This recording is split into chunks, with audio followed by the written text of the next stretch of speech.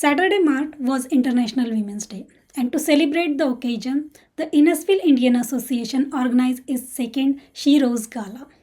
Sherose Gala is an acronym for She is a Hero. Author, speaker, and life transformation coach Shirin Ariff was the keynote speaker at the event. She shared her journey as an immigrant who escaped an abusive marriage and paved a successful path despite overcoming major health challenges. I was born and raised in India, and the culture there was very different. And as a girl, I always felt disempowered, and it was a struggle to live my life by my own choices. Having left all of that behind, I came to Canada on a spousal visa with the hope that and the promise that I am going to make a new and fresh start that is going to be powerful in this land of opportunities.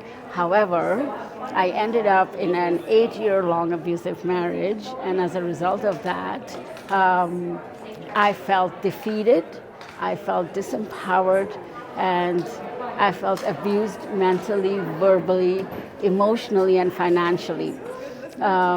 I put up with that because coming from a background where we were raised in a way where we had to hush it up, keep it low, nobody should know. With that kind of upbringing, I used to feel ashamed of sharing my story and what I was dealing with until I became very sick. And then after a facial paralysis and eventually being diagnosed with cancer, I was afraid that I was going to die. So my pivotal moment was on the surgery table. Innisfil Indian Association Vice President Sue Shahu hosted a panel discussion featuring women from legal, educational, sports, religious, and business sector. The discussion focused on the challenges women face in their daily lives while managing families as well as their achievement. At the end of event, the Outstanding Women's Achiever Awards were presented by the Innisfil Indian Association. When I found out what award I won, it was very interesting because sports have deeply impacted me. Sports have opened pathways, doorways, and opportunities for me that I would have never imagined as a child. Basketball is my safe space. Basketball is where I met my friends that have turned to family. And to be able to use basketball as a catalyst to create such a deep impact on my community has been an honor. And I very rarely get recognized for the fact that I do everything that I do through sports. So thank you for the recognition, and thank you for having me. I feel like a little overwhelmed, but yes, thank you, and to go along with our message for today. Below is our coverage of the event. Yeah, so this year is our second edition of Sherose Gala. So we continue our tradition of, to celebrate women in our community.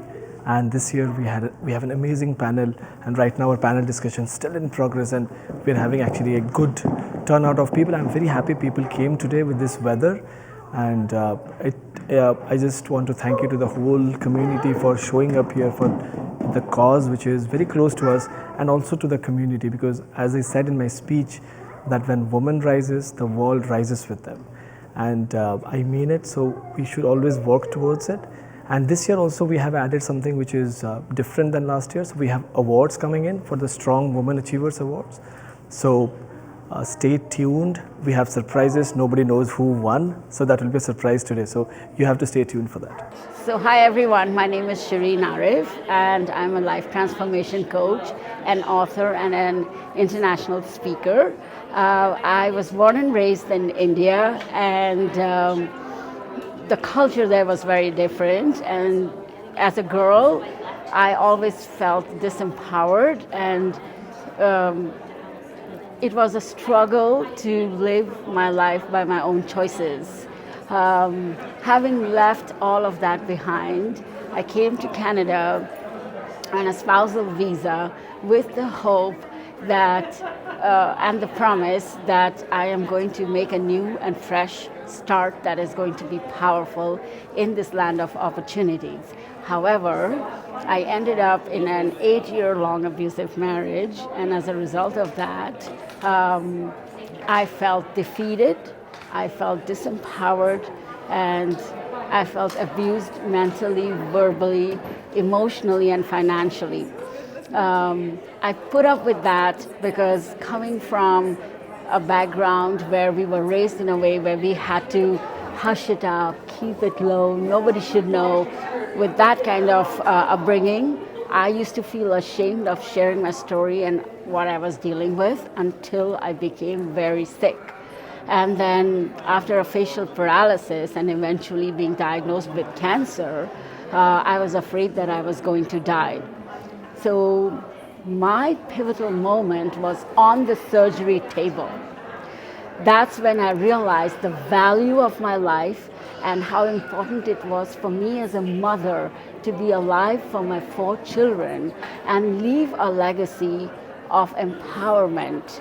So I made myself a promise that I was going to save myself and my 4 children from this life of abuse. And so once I got better, I did 3 things to accelerate action in my life. The first thing is I asked for help. The second thing I did was I appreciated all the help that came my way. And the third thing was I amplified whatever I wanted to do in my life by creating a community of very powerful people around me. And as a result of that, I'm standing here in this country, in this land of opportunity, as a successful, empowered community leader and instrumental in making changes that are going to impact the people around me. So that's my story of being here in this country. I am very grateful to the Innisfil Association, to the Town Hall of Innisfil, to all the organizers, the volunteers, the supporters that came here to put this International Women's Day event together. I'm honored, I'm grateful to be a part of this. One of the endeavors that I took on was putting a book together. And I'm a strong believer in bringing people together and creating a community that takes my vision and expands it to a whole different level. So one of such endeavors was this book, Cancer Heroes. Normally, there is a stigma attached to cancer. A lot of people don't want to share that they have cancer. People think, it's not a good idea to share. Some people think, is it infectious? Some people think, is it bad karma? Like, did you do something wrong in your life to deserve this? So I broke all of those barriers, one brick at a time, and shared my story in this book. But I went beyond that too, because what I did is when I met other women and men that were dealing with cancer, I invited them to share their stories because it was so important for people to share their success story. Usually when people are diagnosed with cancer, they think they're going to die. But the more we share that we have lived, the more hope and courage we can instill in people. So I invited all these women to share their stories and their experiences with cancer. Either they had cancer or they had someone in their family who were dealing with cancer. And together we put this book, Cancer Heroes, to foster hope, courage, and healing in people and families that are dealing with cancer. Now that vision, which started with a book, has blown out and gone beyond the book. And on November 27th last year, we launched a proclaimed National Cancer Hero Day, which was observed internationally. And basically, it's a fundraising initiative to support cancer research. From my own lived experiences, I've come to realize that women still share their stories. They come together. They start a tribe. They have a community. It is very difficult for men to share their stories. That's why, even though I invited so many men, I don't have any single man sharing their story of dealing with setbacks. It's very difficult for them to process such emotions. They are raised to hold it in, to suck it up, to suffer inside all by themselves. So what I've learned is there are some men that do what they do, they hurt women or they abuse women, and that is a result of what they've seen as they've grown up, their environment, their circumstances. And there are some homes that normalize abuse, but there are some wonderful men out there, like the extraordinary heroes that were here to support the outstanding Sheroes. And I remember speaking with Loki, the president of this chapter. I remember him so lovingly sharing that I want to be behind my daughter. Usually people will feel, why should I be behind a woman? But he was so loving and he was saying, I want to be behind a daughter. And how I understood that was, it's not that he's going to be less than his daughter and his daughter will be his boss, but what that means is he has her back. If she was staggering or was about to fall, she can lean back and her dad is right there for her. We need more men like that. There are men like that. We need for them to show up, come out. We celebrate them, we appreciate them, we acknowledge them, and we are grateful for them. Thank you, sir. Thank you. In our discussion, we need to first address what the real life challenges are that many women face in their own respective fields or their respective lives. And by understanding these barriers alone, we can explore actionable steps which we can take to accelerate a positive change within the community. So talking about the real issues, let's start off about breaking barriers and leading the change. Breaking barriers doesn't really mean overcoming obstacles. It's about redefining what is possible and what's not possible. For too long, women have been expected to work twice as hard, give and prove themselves in all aspects of life repeatedly, and fight for our opportunities that should have been given to us by merit alone. But as women, all our journeys are so unique and all our challenges are so unique as well. So here I would like to start off with Nicole.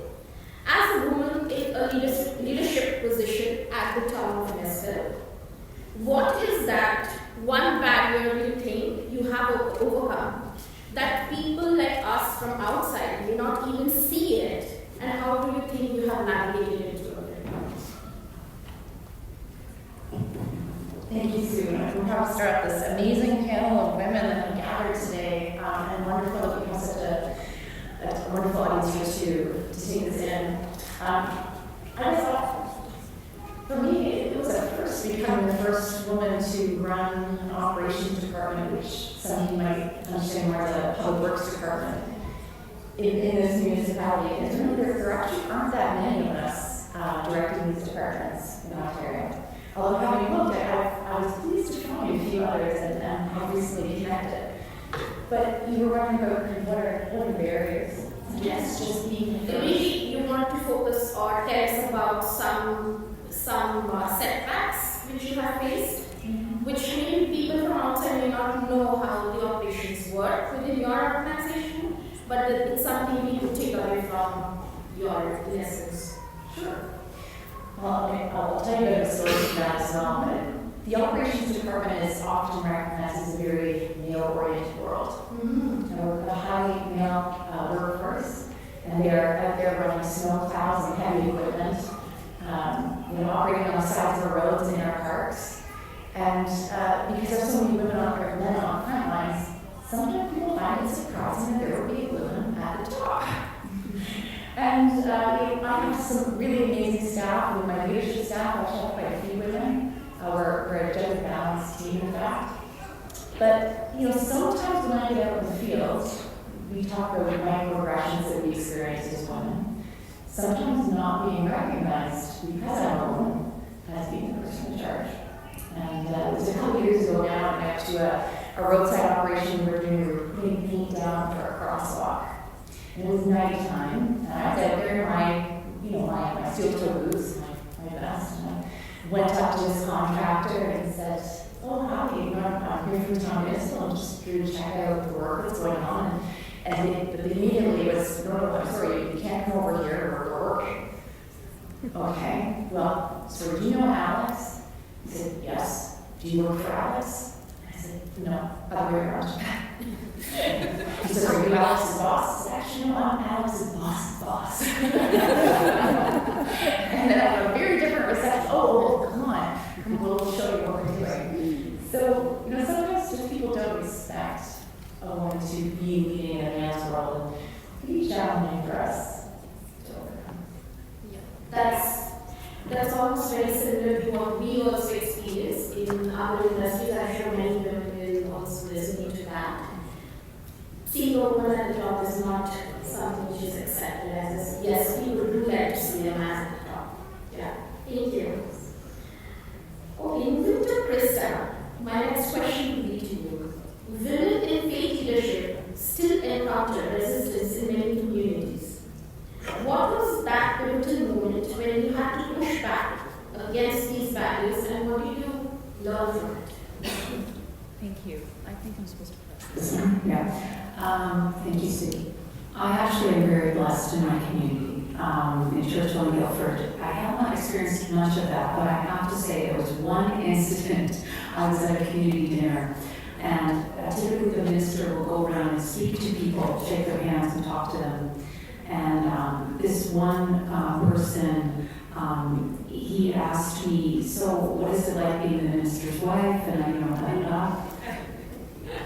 and I said, and then his, someone beside him said, gave him a little punch in the shoulder and said, she's the minister. I'm so sorry. He stood up and he shook my hand as if I was suddenly worthy of being shaken. So that's very minor. I mean, most of the time, people are very gracious, I find. I was in a previous career, though, where it wasn't so much like that. I was the manager in IT provisioning at Rogers in network services. I worked with all men. I think there were about 3 women in the whole department. And so I remember it being very difficult working in a climate where men ruled. And I was very much a linguist. I came into that job through technical writing, through proposal writing, and basically translating technical jibbery-jabbery into a language that VPs and presidents can understand. I just sort of slowly worked my way through the time. And having an advocate is very helpful. I find it's not always a woman either. That's the funny thing. Not always a woman. Sometimes it's a male, but there are good men out there who can help. And just finding your true tribe, people that are going to support you, that are going to speak on your behalf, that are going to tell you when something's wrong, that you can pick up because you didn't notice, because you're nice. So it's very helpful to have an advocate in business. In the church, my advocate's a little higher. So I basically turned it off for that. But my husband is an amazing advocate as well. It's interesting how both of your answers were exactly almost opposite to each other, where she shared an experience where her male colleagues weren't really accepting her, or they were surprised to see her as their boss's boss. And on the other hand, Krista has a entirely different aspect where she says that people have supported her, and interestingly, it's not always females, it could be men as well. Very interesting.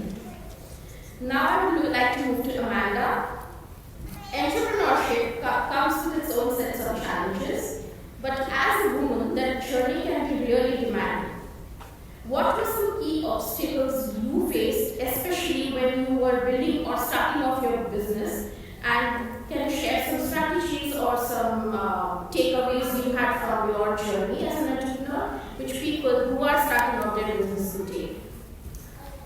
So I had the smart idea when I was 29 to start a construction company with my husband. And I'm someone that puts a picture with a tack. So for me to get into a male-dominated industry at 29, I would show up to a job site as a female. I was always the only female there.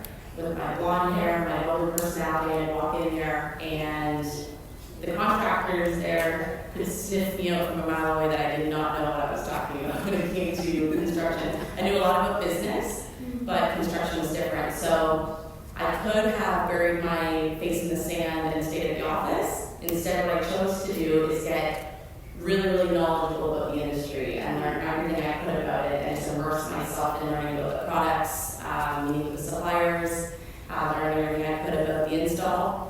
And I started getting really, really good at solving their problems.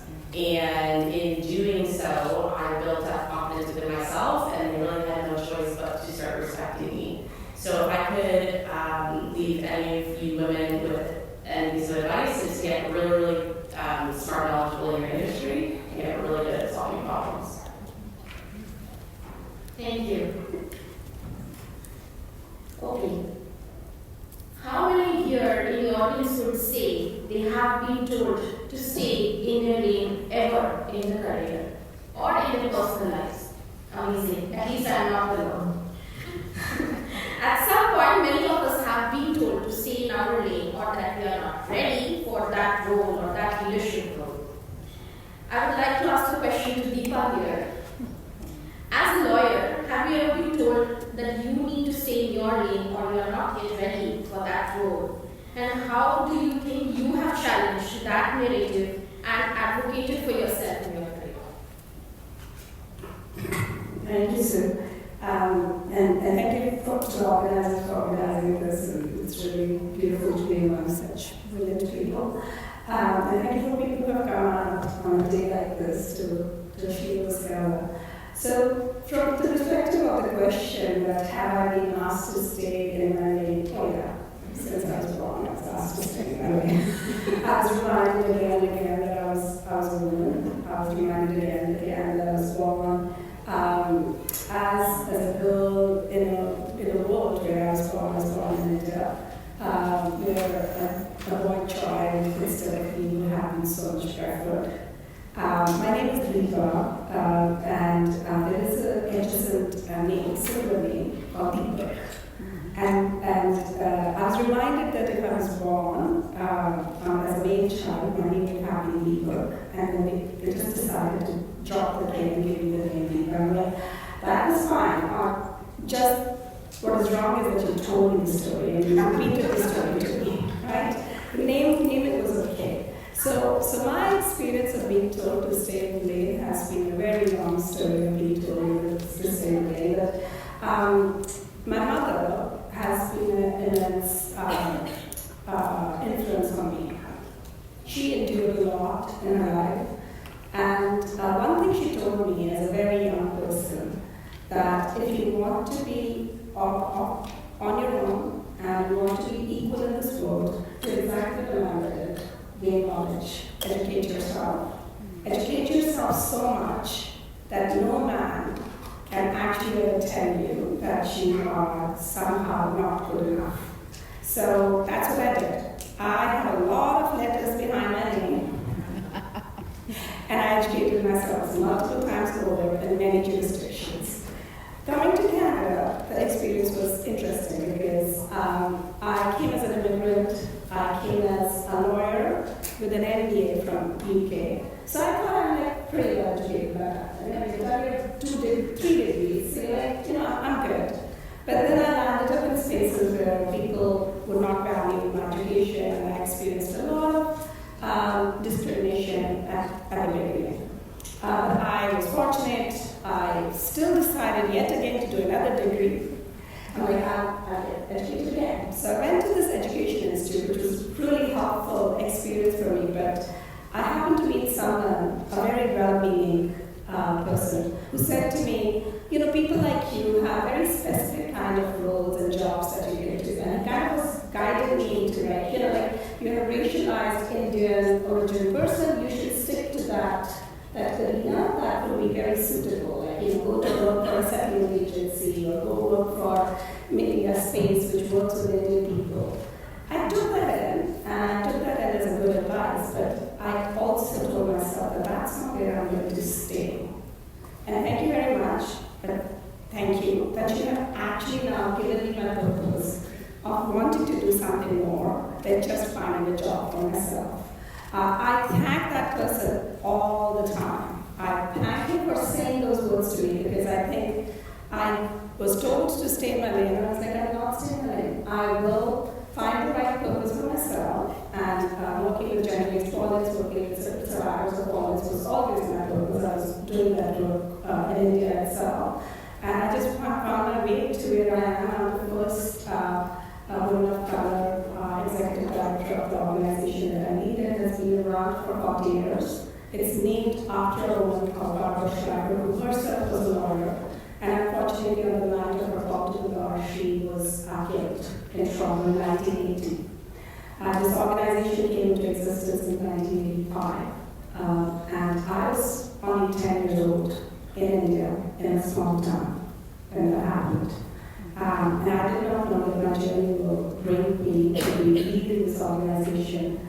But the reason I'm telling you that story is because I was told to stay in my lane, and boy, I didn't. So if you want me to ever get to do something, tell me you can't do it, and I'll show you how to do it. That's very good. Thank you, Deepa. Okay. Next, we will move on talking a bit about gender biases and systemic barriers. My question would be to Sharika. Sports and community activism are powerful tools for change. How do you think you are using your platform to break down barriers for young women, especially in spaces that are so traditionally male-dominated? Loaded question. Okay. I think that first and foremost, what I like to remind myself of as a female in a sports industry is that just by showing up in some of the rooms that I'm in, it is rewriting the story. Historically, basketball, when you walk into a boardroom to meet with GMs or even corporations that are interested in sports, typically men. I think that we all have a story of walking into a room and not being recognized for the power that you do hold. So what I like to do is, again, remind myself that just being there redefines the story that we tell ourselves as women. And I use my platform by showing up and reminding the kids that I work with and reminding myself regularly that by showing up, no matter how hard it is, no matter how difficult it is sometimes to have people look at you like you don't belong in a space, to hold that space and to hold it with power, because the fact that you're there means you deserve to be there. And I think it was mentioned earlier, but I'm losing the word here, imposter syndrome. It really kicks in when you're in a space that feels like it wasn't designed for you. But as long as you keep showing up, you can make it your space. And other people are empowered by you just showing up. So I would say that I use my platform by constantly reminding people that you're important. You just need to keep showing up for yourself and for the people that you're trying to create a path for. That's a very interesting perspective, because we do keep saying that we do not get the opportunities or we do not have a platform, but yes, showing up is something really important. Thanks for that, Sharika. My question next would be back to Deepa again. You have dedicated your career to advocating for women who face systemic barriers in the legal system. What is one of the toughest challenges you have encountered in this fight? And what do you think is, what change do you believe still needs to happen in that space? So I would say that the toughest challenge that survivors who are navigating the legal system are women, engaging with the legal system. So, obviously as a survivor you engage with criminal justice system and family law, and if you're an immigrant then you have an immigration and refugee system to deal with. But even if you're not a survivor and you happen to get through court system for any number of reasons, A barrier that I feel that exists for women in the justice system is that A, they don't always have education and they don't always have understanding of what their rights are. And B, our systems don't really work well with each other. And that's the biggest gap that I find. So a woman who's navigating the criminal justice system and then also have something in the family law system, we will see that the judges will not be necessarily giving consistent orders in their cases. They would not necessarily be made aware of what is happening in the criminal justice system because she's treated as a complainant and a witness and not necessarily as a party to the case. And that's how the system is designed. So this, sometimes when I'm invited to consultation, I say to people, and this is for folks who work with the government, is I always say to people, I'm like, can all of you become friends?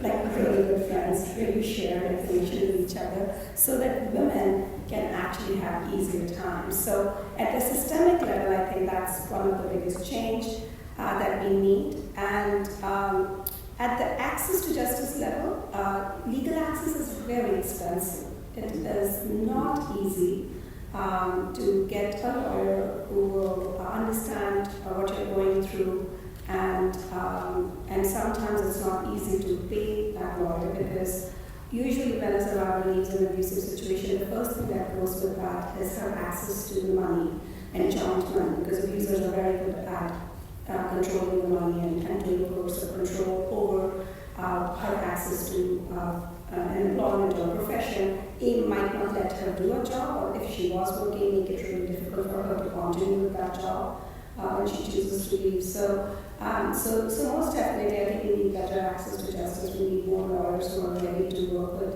survivors, and we need more places which have access to justice. Okay, thank you. Now moving on to another interesting topic, that is downplaying our achievements. Women are often conditioned to downplay their achievements. Shirin, my question will be to you. We already talked about how, as women, we are expected to play it safe in most of the scenarios. How do you think you learned to celebrate your own accomplishments in these situations?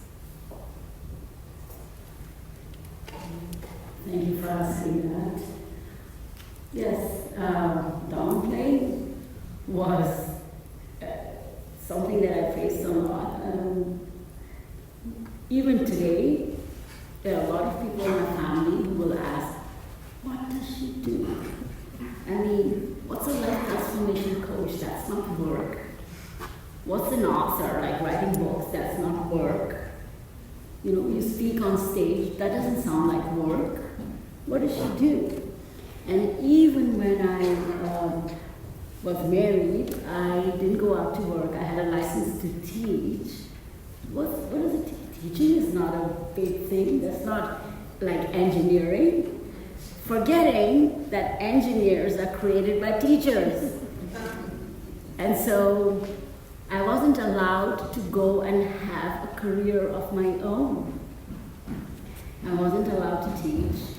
And I had to work for my ex-husband and handle everything from being his janitor to his office administrator. I was a one-woman show. And I looked after 4 kids and my home, and it was never enough. So I learned to acknowledge myself by putting myself out there. It was very, as she talked about the imposter syndrome, it was very hard for me to put on LinkedIn and social media and on my website that I'm an accomplished author. I have 2 degrees and I do this and I do that. It would be very uncomfortable until I pushed myself to just celebrate my victories, because if I don't, I am not able to show someone else how to celebrate me. Absolutely. Thank you. If you don't, who else will? I would like to just add one more thing, that the Barbara Schiffer Clinic was so supportive of me. I was able to break out of this dysfunctional marriage because of their support, and they stood for me so powerfully. I didn't have a dime in my pocket to fight against this very rich ex-husband that I had, and the lawyers fought my case pro bono. You're doing great work. Thank you. Just wanted to say. My next question would be to Krista. Faith is often seen. Education is one of the most powerful ways to break barriers. What structural barriers or societal barriers do you think still hold back women, especially in higher education? And what actions do you think we can take to accelerate this change? It's a huge question. So I've been sitting here listening to these amazing women tell their stories. And every single woman that we're sitting with here had some kind of mentor or advice or education that led them to where they are. So when I think about what barriers there are, it's a very, very layered question. So we can talk about systems in terms of role models.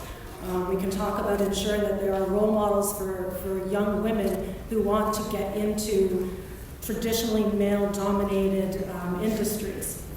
We can talk about advocating to ensure that women have access to funding so that they can access education.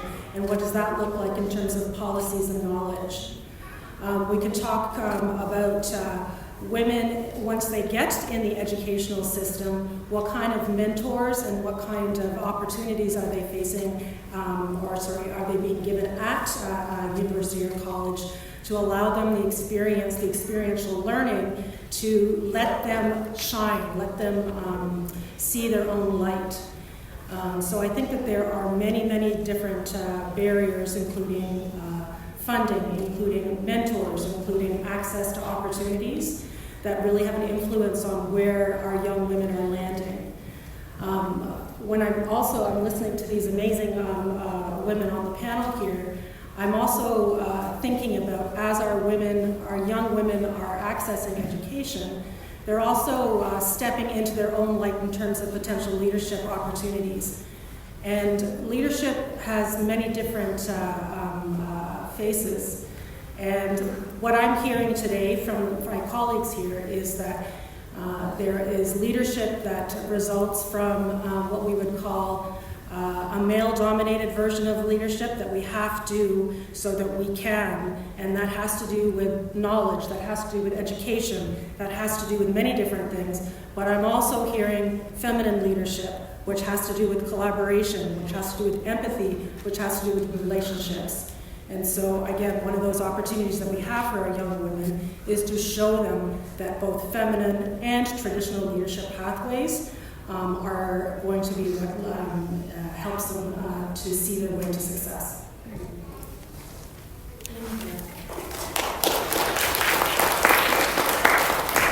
My next question would be to Shirin. You have turned your personal challenges into a mission to empower others. What do you think is one mindset shift that you believe every woman needs to make to break free from fear and self-doubt? The biggest mindset shift that women need to believe in when they're in a situation and they want to break free is it is not your fault, it is your responsibility. That's the biggest mindset. If something is not working, if there is a breakdown, if things are not working out, I was blamed and shamed for it. If my marriage wasn't working, it was my fault. It was always my fault because I was a woman. I was not doing things right. I was not good enough. But the day I realized it is not my fault, but it is my responsibility to fix what is going on, I took away the judgment and I went straight into solving that problem. That's the mindset shift that women need to have.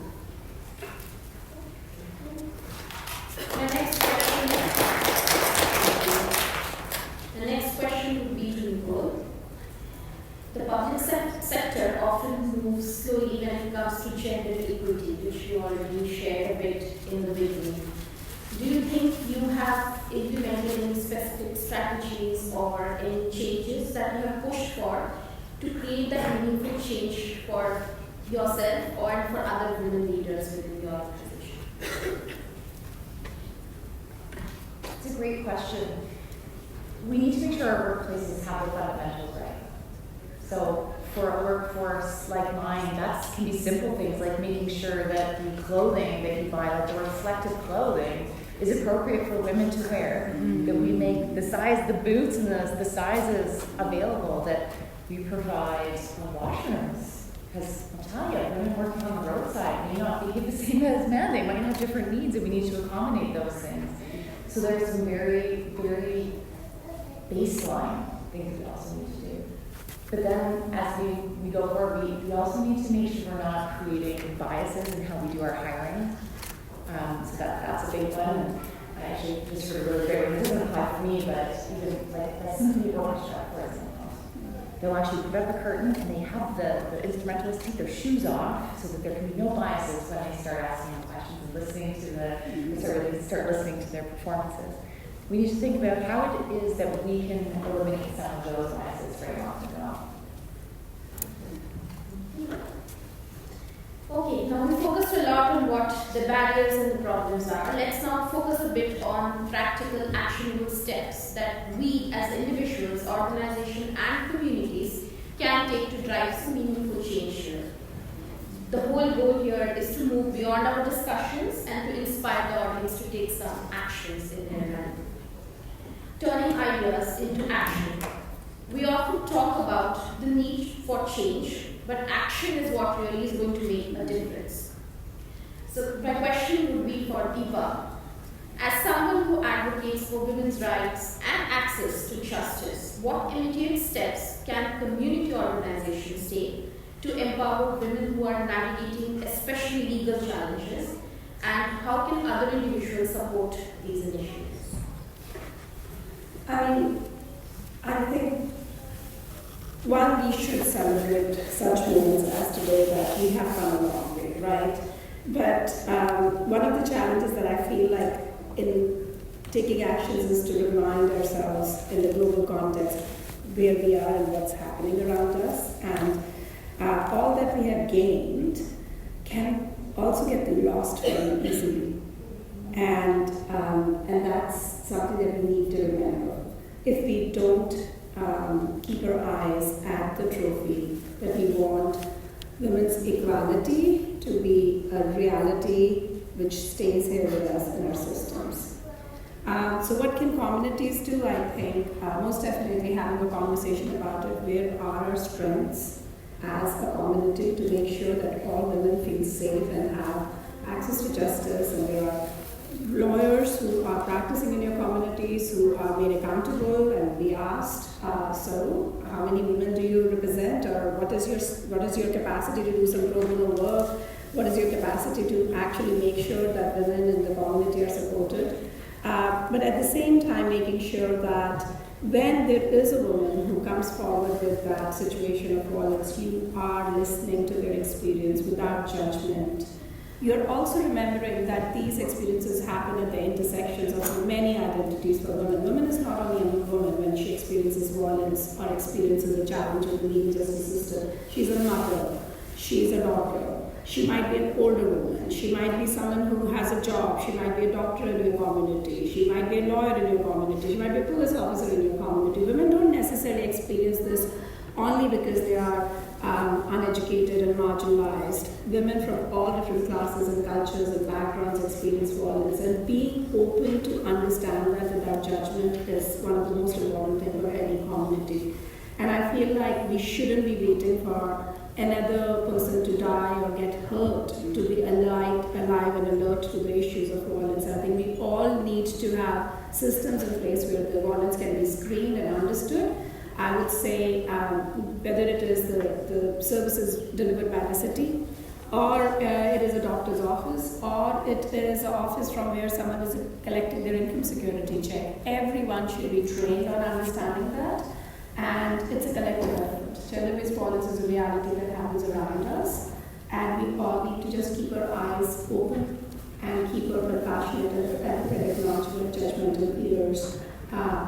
open as well. I know in your profession probably you get a lot of disclosures, right? So I think in the disclosures can come to many of us in many different shapes and forms, and it's the legal access is only one of the pieces of the puzzle for a survivor when she's surviving violence. And I think when I'm asking you to be non-judgmental about it, I also want you to remember that if a woman is choosing to stay, she is surviving at that time as well. So don't come forward to help her only when she's leaving. Help her when she's surviving, because your help and support while she's surviving will get her ready to leave. Leaving is not easy. It doesn't happen overnight. There are lots of complex emotional traumatic experiences that women are going through and they're choosing to leave. But they need strength to get ready.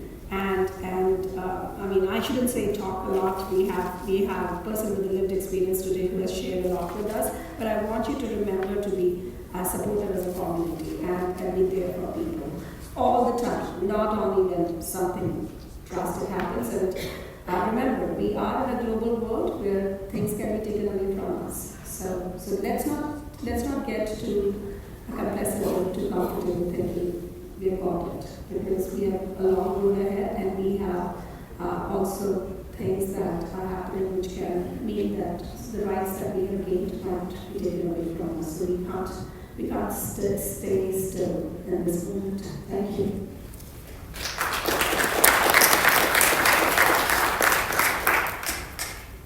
My next question would be to Susie. In your role at the Georgian College, you influence the next generation leaders. What practical actions do you think can educational institutes implement to better support and mentor, especially the female students, in their pursuit of careers in traditional male-dominated fields? Thank you. So at Georgian College, the median age at Georgian College is about 24 years old. So many of the students that come to us have had previous experiences before they get to the point where they're coming either to study with a diploma or postgrad, whatever they're coming to us for. I think one of the big pieces that we think is the differentiator for a student, or in this case we're talking about female, women students to be successful in their chosen career, is what I mentioned before, and that's called experiential learning. And that's working with our community around giving students an opportunity to get hands-on learning. What does it feel like to do? So what does it feel like to be at a job site? What does it feel like to be learning the tools of the trade that that young person is interested in? And that means reaching out to community like yourselves and partnering with us to create those spaces where young women can feel and do what they are dreaming about. It also means putting in place mentorship programs where students can receive either mentorship from alumni or from the employees at Georgian College that are interested in mentoring those students with real life stories and real life experiences about what it means to lead, what it means to show up and be successful in their chosen career. So I think mentorship and hands-on learning experiences give that young student an opportunity to reflect and continue to build on their skills.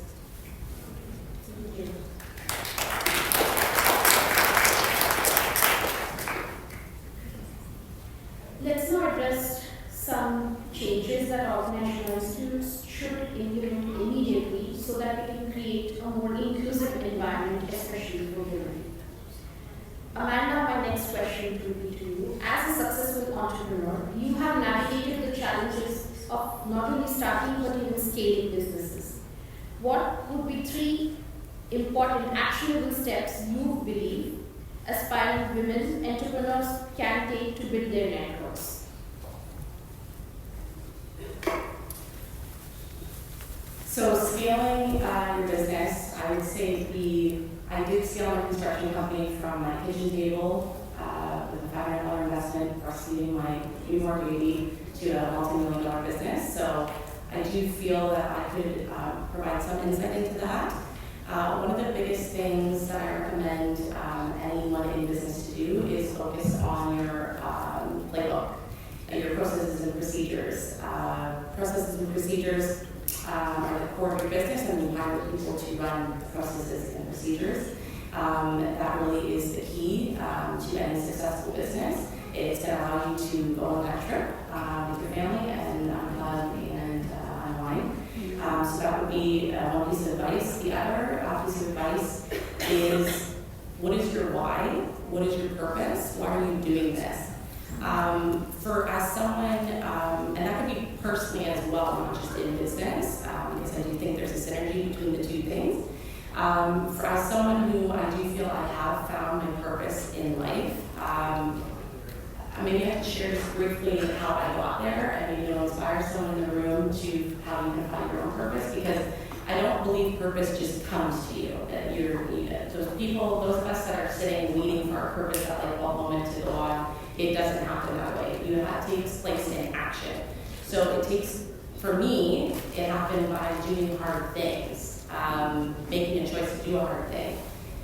For example, in my personal life, 3 years ago, I decided to leave a 14-year marriage, and that was a really hard decision. I had a 5-year-old son, and I chose to go through that hardship. I also chose to put myself in therapy to deal with my childhood stuff that I've told you guys about. That was really hard. That was a 1.5 years I committed to that. Every week for an hour I went.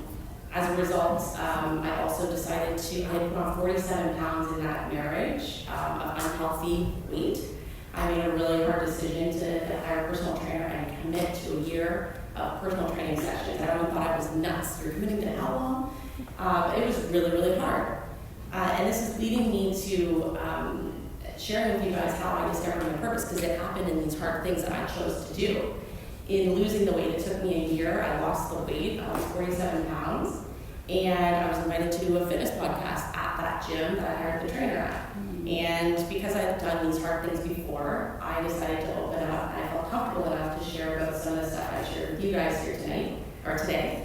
And as a result, I was inundated with hundreds of messages from people that were really inspired by my story. And there it was right there, my purpose. I decided, this was end of October 2 years ago, I decided to start a Christmas campaign for kids. I got it up off the ground early November, and in 5 weeks, I was able to raise $75,000 and gift 91 kids with full Christmas experiences, from the tree to the elf on the shelf to the gifts to the dinner to everything. And so if you want to find your purpose or want to create change in your business or in your personal life, I really recommend you take action. Just choose to do something hard. It could be ice baths every day. It could be starting a business. It could be running a marathon challenge. Whatever it is, just start taking action tonight. Write something down and just go for it. Just try it. That was 2. I'm not going to go on 3.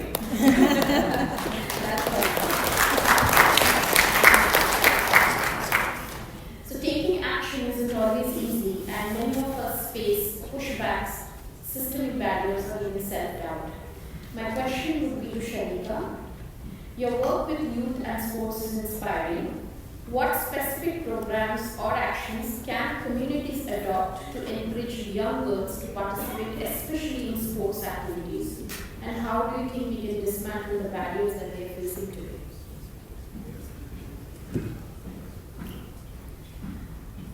If we're talking specifically about what communities can do, I would say that creating spaces where young girls feel that they can show up as themselves is very important. Far too often as women, we are told where we should be, what our box is. Earlier we talked about being told to stay in our lanes. And that happens at a very young age. As a young woman, almost right away you're told exactly what you're supposed to do, how you're supposed to show up. And so if I'm thinking about communities, I'm thinking of creating those spaces where she can just show up and she wants to show up. Not being forced to show up because by doing this, you get this. But a welcoming experience where they can know who they are. And I'm trying not to repeat some of the things that have already been said, but really creating that space is where I'll leave it. And filling those spaces with people who are empathetic, who are non-judgmental, and who are just there to hold that space. Working with grief is such a delicate thing, because I'm sure we all have had a teacher that has said the wrong thing to us and completely thrown us off of our game, or a coach that was just too hard on us and you quit the sport because you didn't want to show up anymore. And we face a lot of feelings as women, and as young women, we don't even know what those feelings are. So to create spaces and fill them with people who are like-minded and willing to allow them to be, allow them to exist, and allow them to grow into whoever they are supposed to be and not who you believe they should be. That's what I think.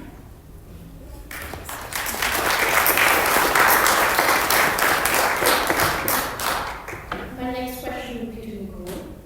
In your role within the town of Innisfil, what policies or initiatives do you think the town is taking to implement right now to promote inclusivity and support women, especially in leadership positions?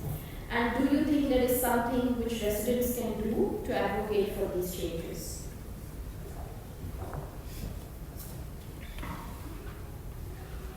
There's a number of things at the time of Innisfil, but these are also going on as well.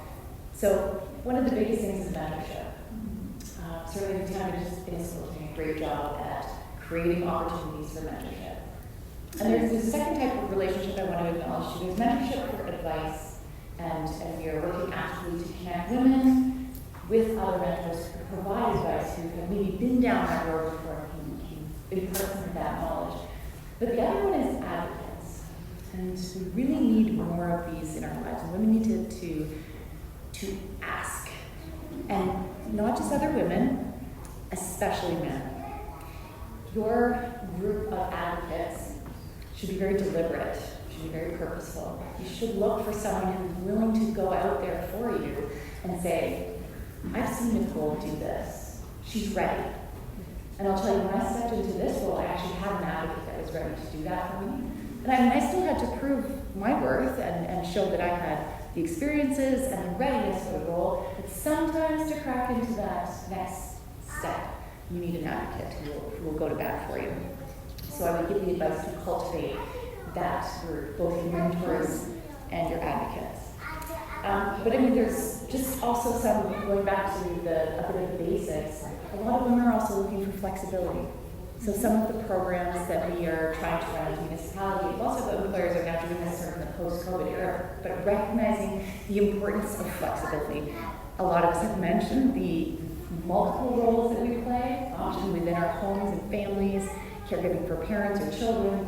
And because we have those roles and we cherish them, we also need to be able to honor them at the right time, and flexible arrangements now have empowered women to honor both sides of their lives, be professionals, but also attend to the other aspects of their life that are so important.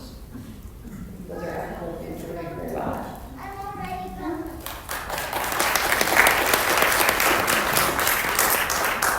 My next question here will be for Krista.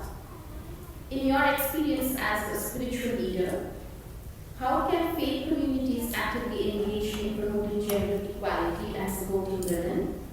And what actionable initiatives can be implemented in local communities? I see a lot of the feminine leadership in our community, which I uphold and encourage. For example, in our church community and in the wider community of Innisfil, there are certain organizations that are phenomenal that we engage with, and many of the women in our community are deeply engaged in that. For example, Community for Kids, one of them is ladies here today, overcame, and just aligning ourselves with people who are making a difference. I think women shine, and they don't always get the credit. And sometimes they need to be lifted up even if they don't want the attention.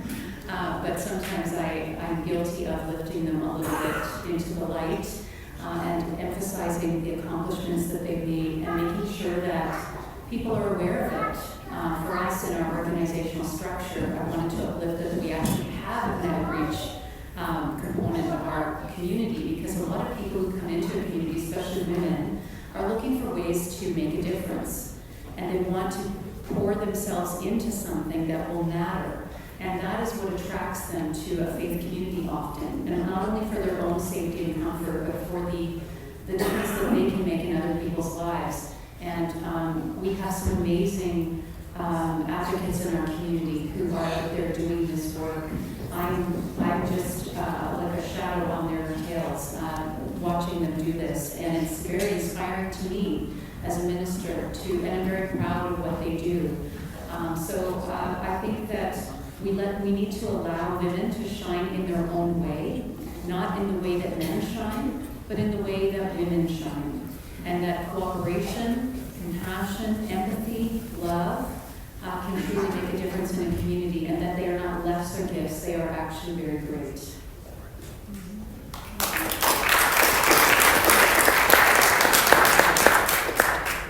Okay, now we will have the floor open for any questions from the audience who want to ask to these amazing ladies. Can you have the mic, please? I can be loud without it. I'm good. Not a question. I'd really like to acknowledge Susie and Deepa. Neither of you remember me. Susie, I'm a graduate of your program from 2010. You were the person who put me at the Women and Children's Shelter of Barrie, who allowed me to succeed. I'm the outreach legal advocate at my sister's place for a local violence against women shelter. Deepa, I met you in 2019. You inspired me with your talk. I was at a conference in Ottawa with you, an immigration conference. Because of both of you, Innisfil and Bradford now have legal clinics where people can come to the local libraries through my program and get free legal advice. Because I know what's needed, we as an agency know what's needed, pathways to justice. We need to stand together, communities need to step up, and we need to do the work for each other. Women need each other, and we rise by lifting each other. And both of you have lifted me, and so I appreciate you both. Thank you.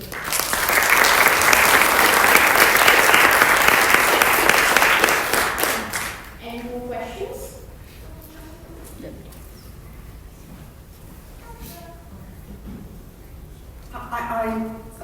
Mine is a comment also. I think that one of the things that I've noticed in my career that now I was doing this in the 70s, so it was a completely different climate for women. But men were my mentors, not women. It was very hard to find women who would mentor women at that time. I think it's better now, but I believe that as women we need to mentor other women and be more willing to mentor other women. I don't know how many of you in the panel have felt that other women were supporting your career. But I think there is still some education that needs to happen for women to learn to mentor other women, putting jealousy aside, putting all of those things aside. And I know we don't like to talk about it, but I really feel it has to be said. So that's my comment, and I really appreciated everything that everybody was saying today.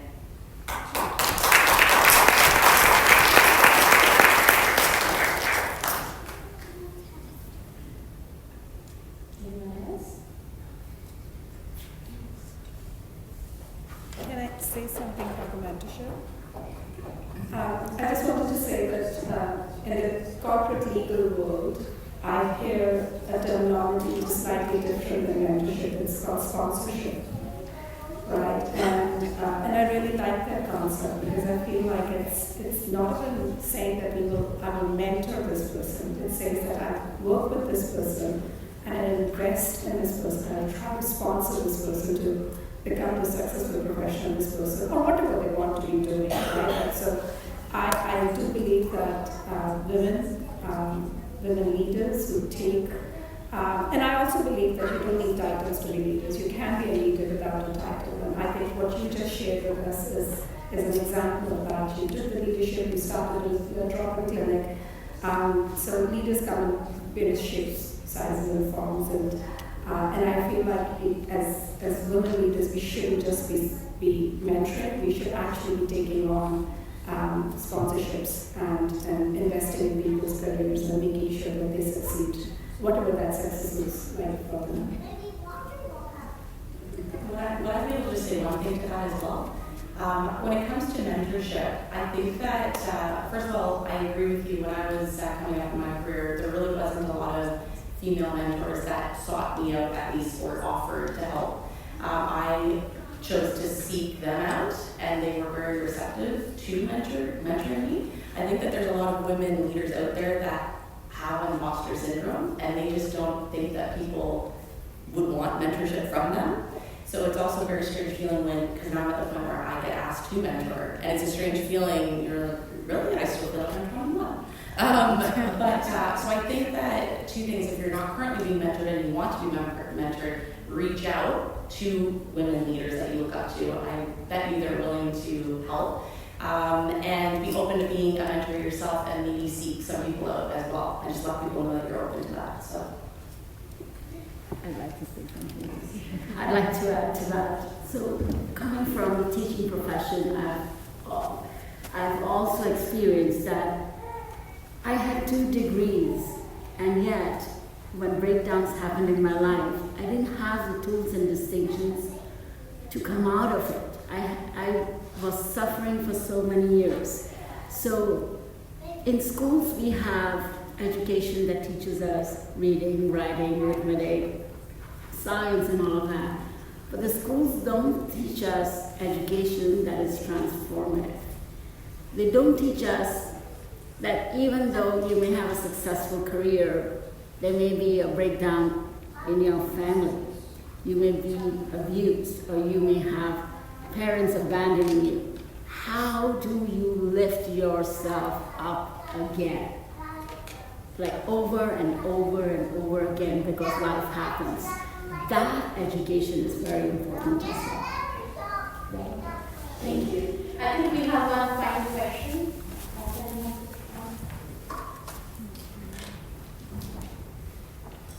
Thank you so much. I'm so enjoying this panel today.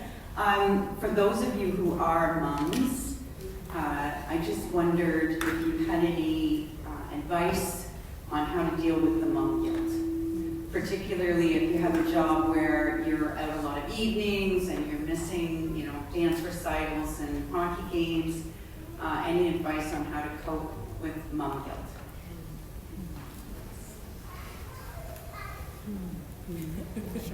It's strong. I'm a mom.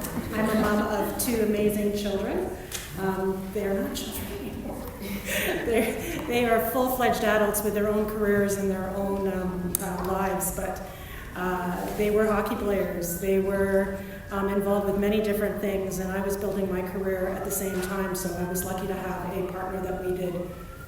We went back and forth in terms of being able to support, but I remember in kindergarten, my daughter was talking to her teacher and was relaying a story that I was out, and the teacher came up to me and sort of said that, oh, your daughter may need a little bit more support, and I was absolutely devastated.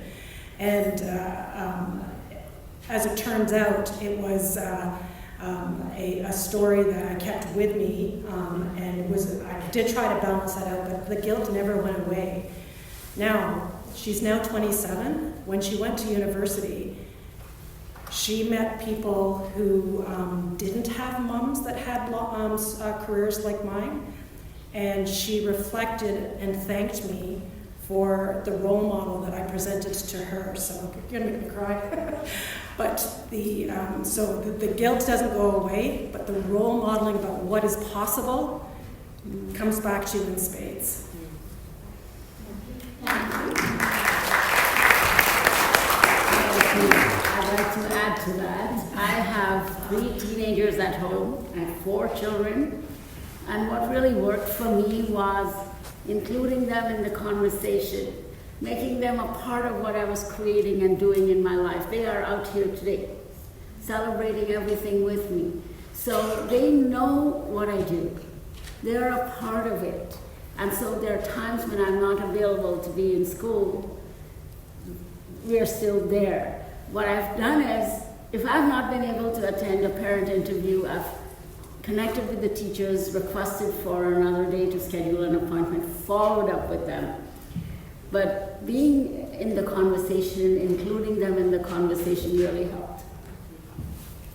Thank you.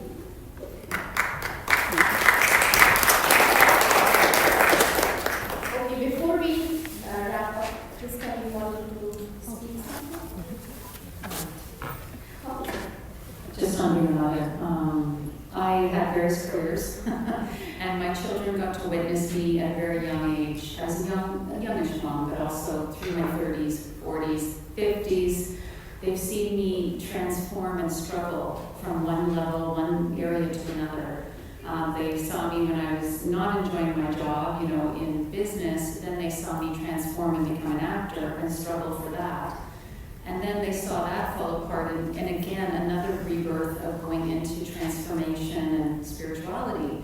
I can't say I'm proud of every moment that I went through. It was difficult having my children watch me struggle, but I did talk to them about it, and to this day, I think it makes a child more compassionate and more kind of proud of their mother.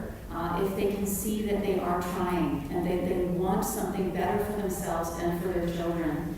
And I think there's different role models. And I want to be a role model for my kids, but it looks different for each person. Each woman has a different gift.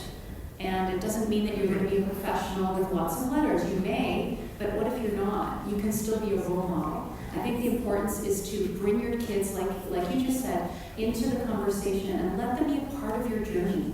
You are there for your children and you want to be there for their journey, but they should also see your journey because that's a gift too.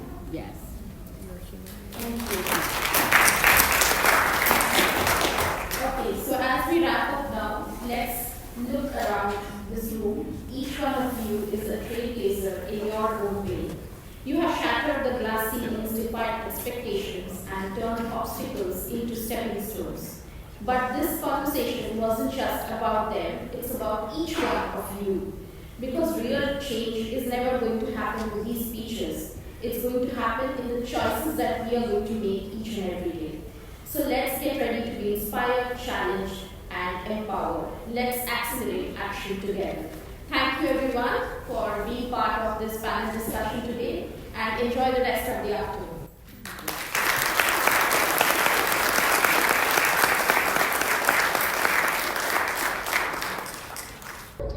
An outstanding woman achiever is a trailblazer who exemplifies excellent resilience and leadership in her field while making a positive impact on her community and the world. She is someone who not only challenges norms, but breaks down barriers and demonstrates an unwavering commitment to her goals, inspiring others through their journey. Regardless of which field you have excelled in, outstanding women achievers are role models who uplift others, advocate for change, and leave a lasting legacy through their contributions, values, and actions. So thank you to everyone who has participated and nominated outstanding women in your communities. We will now proceed with announcing the winners for each category and present the awards. We do invite the winners to say a few words if they'd like to upon accepting your award. So the first award is for Health and Wellness Advocate. This award is honoring achievements in healthcare, wellness, mental health advocacy, or promoting a healthy lifestyle. This award will be presented by our South Simcoe Police Deputy Chief Sherose Gala, and Pranay Sharma, Development Director and Fundraising Manager for IIA. So the winner for this category is Dina Lacosta.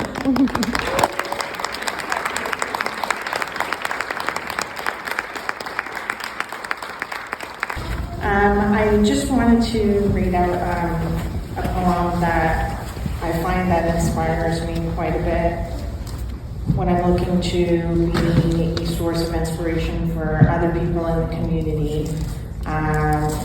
The thing that I'm most proud of is my work for being a mental health advocate.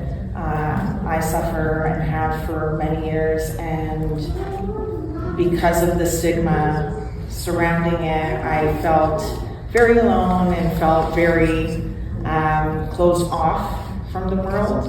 And it's only recently, since I've become more open and more of an advocate, not only for myself, but for others in the community, that I realize the impact it makes when we share our stories.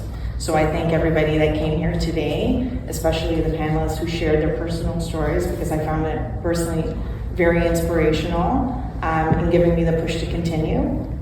So I'll just read this and sign off.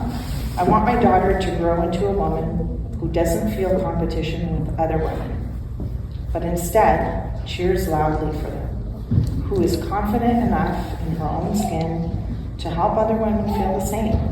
Yes, I hope my daughter climbs to the top of the mountain and then declares there's plenty of room up there for more bold women, because she knows that together they can change the world. Thank you very much. The next award is Youth Empowerment Leader. This is awarded for recognizing women who have dedicated their efforts to mentoring and uplifting young people through education, advocacy, or support. This award will be presented virtually as the winner was unable to attend the event today. Hi everyone, my name is Tara Filto. I'm the founder and executive director of Mother Daughter Empower. I so wish that I could have been there in person. Unfortunately, couldn't make it, so I wanted to create this video to thank the Innisfil Indian Association for this award. I'm so humbled and honored to have received the award for Outstanding Woman Achiever in the category of Youth Empowerment Leader. It is such an important award for me, especially in the work that I do in empowering the next generation. It takes a village, so thank you for being a part of this village. Thank you for putting on today's event, and I can't wait to be back in person next year.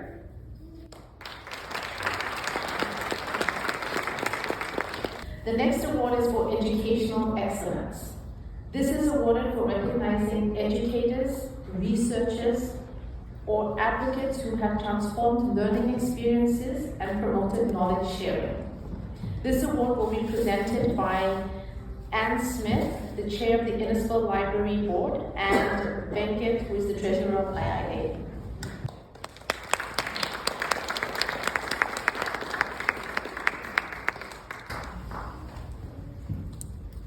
The winner for this category is Christine Baker.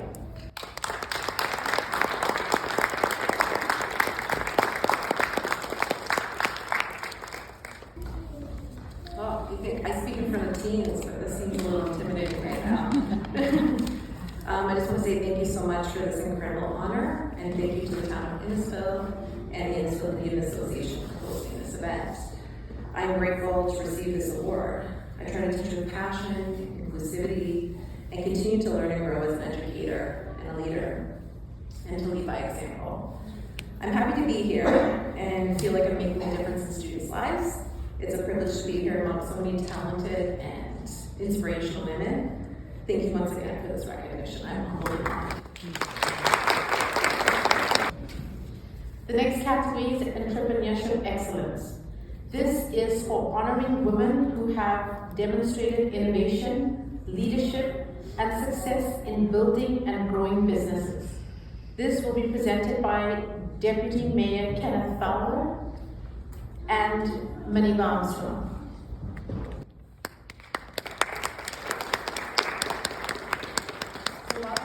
The winner for this category is Subha Rasanathan.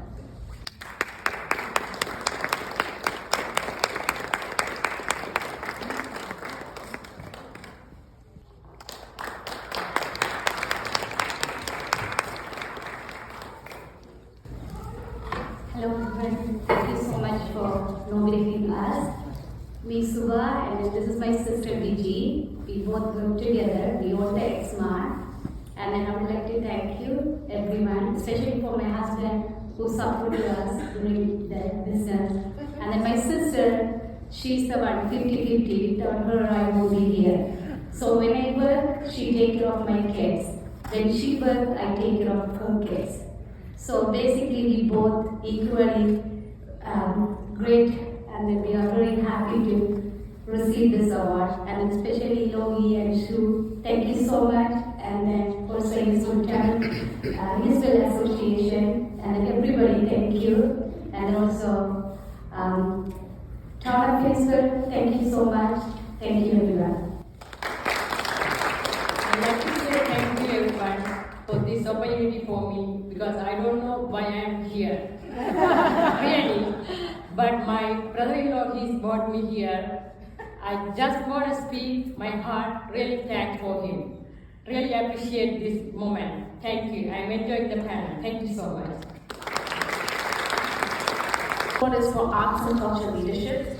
This award is given to someone who has been recognized for contributions to arts, including visual arts, performing arts, literature, or cultural preservation. This award will be presented virtually as the winner was unable to attend. The winner for this category is Angela Ujla. We don't have a video for her, but we do have a photo which will be displayed. So congratulations to her. Our next award is for Sports Leadership and Achievement.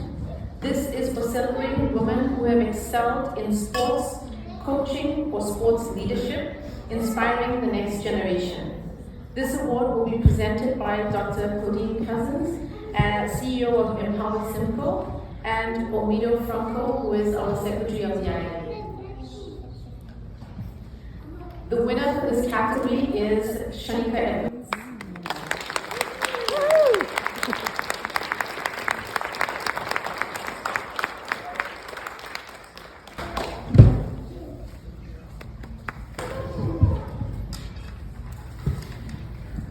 So this is funny, okay?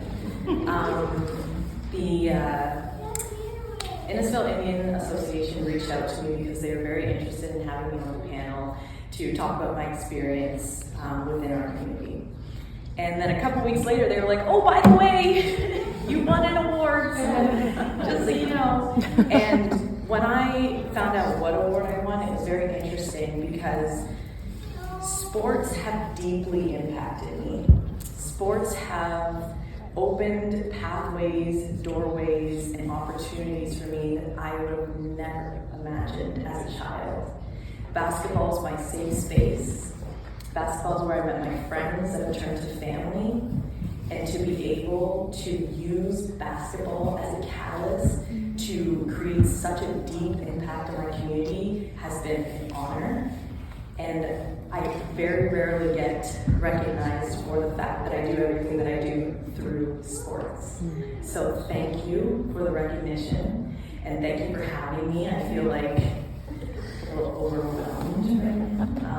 But yes, thank you, and to go along with our message for today, women, we can do whatever we want.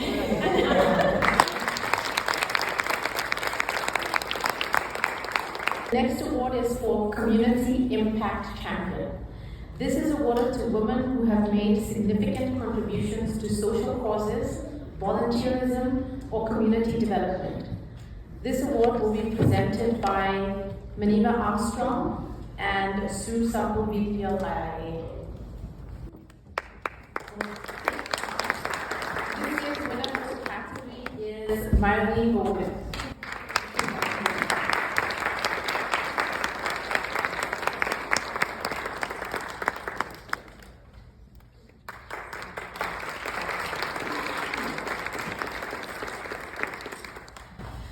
I want to thank the Innisfil Indian Association for this award. It's, I really, really appreciate it, and everybody in our organization appreciates the fact that the Innisfil community has been so supportive of the work that we do. I also have to say that something that struck me today in the presentation was when our guest guest speaker talked about asking for help. And our organization is usually on the other end of the phone when people are asking for help. And that responsibility is so overwhelming to me at times.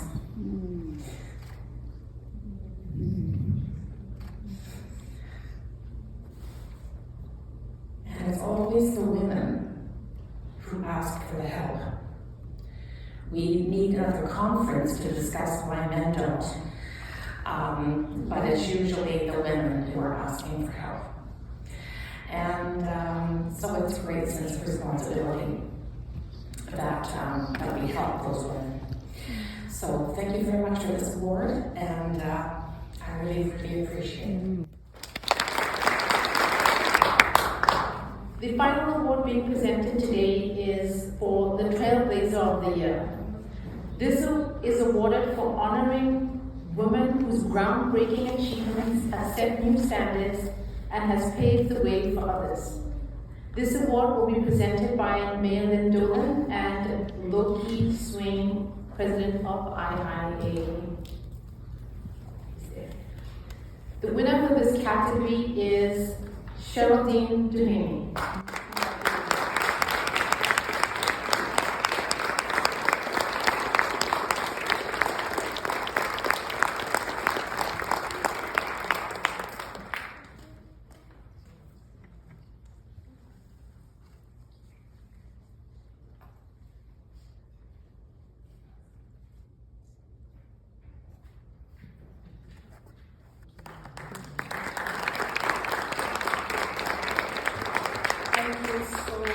Very much. I am excited, I'm humbled, and very much overwhelmed with joy and also satisfaction. I would like to thank the Innisfil Indian Association for creating this space for us women to come here and celebrate. I would also like to thank everyone who nominated me for this award. Thank you so very much. And to everyone here today, I want you to know that you can achieve anything at all that you put your mind to. And of course, there are going to be challenges, definitely. And I was told, of course, that some of them are easier to challenge and some of them are going to be harder to challenge. Nevertheless, don't ever give up. Don't ever feel as if you don't belong in a space. If you want to be the change, as my grandmother would say, you have to be the change. You have to take action and you must take risks. And of course, do not shun away from challenge. Embrace it. Embrace challenges. Embrace hardship. Find joy in it and just focus on where you want to go. It feels good to be recognized. And I understand that we're not doing things because we want to be recognized. But when you're recognized, it's a very good feeling. You feel great. So tonight I celebrate each and every one of you here who was awarded. And even those who weren't awarded, I want you to know that you too are trailblazers. You too are world changers, because that's what we are. We are world changers. So I encourage you to go out there and just do your very best. And why this also even feels special to me is to know that I'm not only, it feels good to be recognized, yes, but it also feels good to be representing women. I represent minorities. I represent racialized women. I represent women of all races, ethnic background, culture. I represent you, and it feels good to know that. So go out there and be the world changers that you are, because we are all trailblazers. Thank you.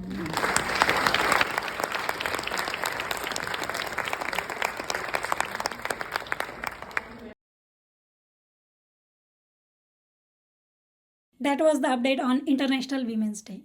Thank you for watching.